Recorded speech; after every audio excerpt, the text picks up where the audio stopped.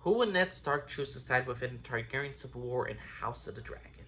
Let's say, for comedy's sake, that Ned Stark went back in time, or let's say he was the Lord of Winterfell during this entire time, and not Clegane Stark in House of the Dragon. Who would he side with? I know a lot of people he would be Team Black, obviously, because, the Blacks are the good guys, obviously, and Ned Stark's a good guy too, so he would absolutely side with good people. But mind you, who did Ned Stark win against? He went against Joffrey. Why did he win against Joffrey? Why did he win against Cersei? It's because the fact that Cersei's kids are not Robert's. I guarantee you, if Robert kids were the legitimate heirs, and as Joffrey was freaking Robert's son, Ned would not have gone in revolt. He would not want Sansa to marry the freaking Lannister. He would not want this to be happen. And the thing is, though, Ned Stark, it started technically the Civil War because of freaking Joffrey. He openly rebelled. He openly, technically, committed treason by going against freaking Joffrey. The thing is, though, the letter doesn't say that Joffrey is a bastard. The letter that Robert left for Ned was for, like, Ned to rule and to basically watch over Joffrey and to have Ned rule the entire kingdom until his son Joffrey come of age. But Ned Stark knew the truth that Joffrey is the illegitimate child of Cersei Lannister and her twin brother Jaime. They are not Robert's kids, and that's the truth of the matter. And the thing is, though, if let's say Ned Stark went to the past and he was the Stark that swore an oath all those years to Viserys Targaryen, and Rhaenyra Targaryen is the true heir, I believe Ned Stark will only be with the Blacks because he already swore the oath to Rhaenyra Targaryen, and I think he will still be by Rhaenyra Targaryen throughout this entire time. But the thing is, though, if he was forced to swear that Rhaenyra Targaryen's children are the legitimate heirs, I don't think he would. I think he would serve Rhaenyra in the war, which is the main thing. So I do think he'll be Team Black. But let's say Rhaenyra were to suddenly go, but she named her heir Jace.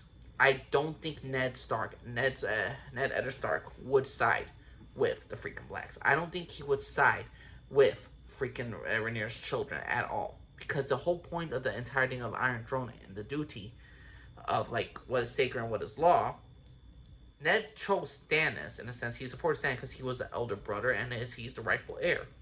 He didn't go against Joffrey and Joffrey's parents was because, like, these people pushed my kid out of a freaking window. Why should I sue peace with them? He mostly just did it because they weren't the legitimate heirs. Does he want them dead? No, he does not. But the thing is, though, he ain't gonna serve them. And the thing is, though, let's say Ned Stark, like Clegane Stark in the entire House of Dragon series, if you don't know what this character is, he never swore the oath to Rhaenyra, but he technically swore the oath to Jace, because here's the thing. Clegane was not the ancestor in the past that swore to Rhaenyra's. So, technically, in a sense, Clegane is not beholden to his ancestors' vows. Same thing like how Jon Snow didn't bend the knee directly to Daenerys Targaryen like in season 7 on Game of Thrones.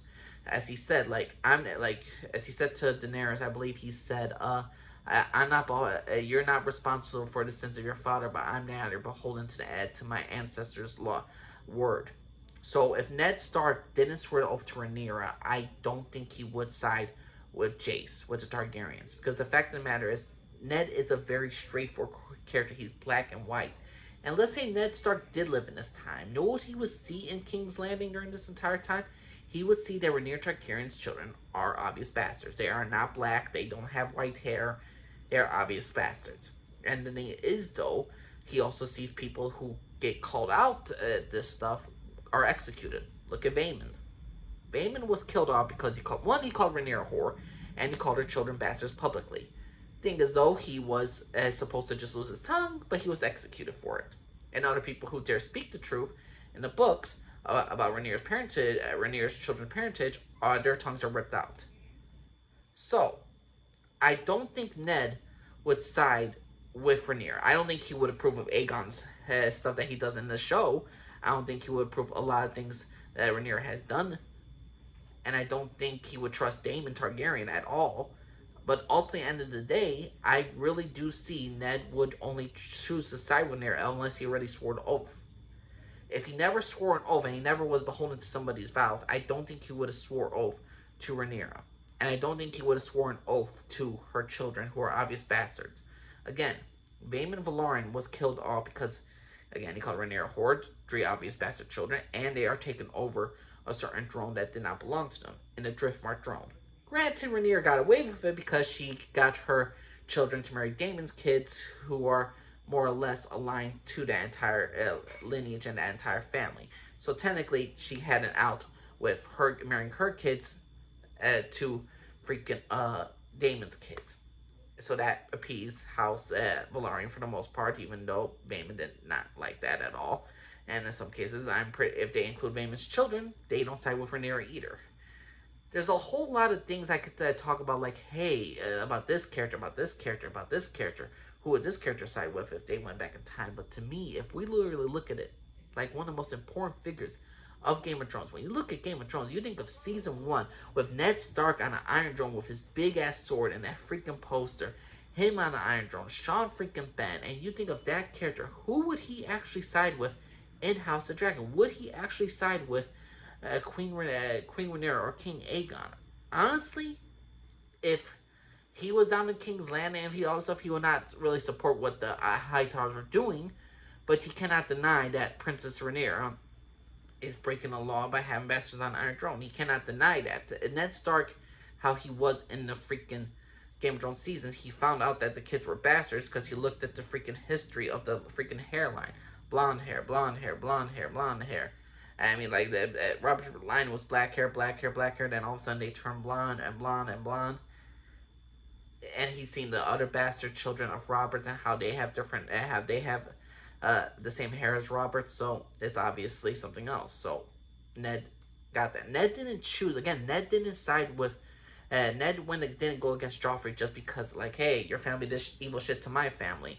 No, he did because he thought it was the law of the land. And in my personal opinion, Ned Stark would not have sided with freaking Rhaenyra Targaryen unless he already swore oath to her. But I don't think, even if Rhaenyra would live, and let's say she won the war and everything, and freaking Aegon, and let's say her children are all alive at the end of the day, and they inherited the Iron Throne, I don't think that would have been the need to them. That was a very straightforward character.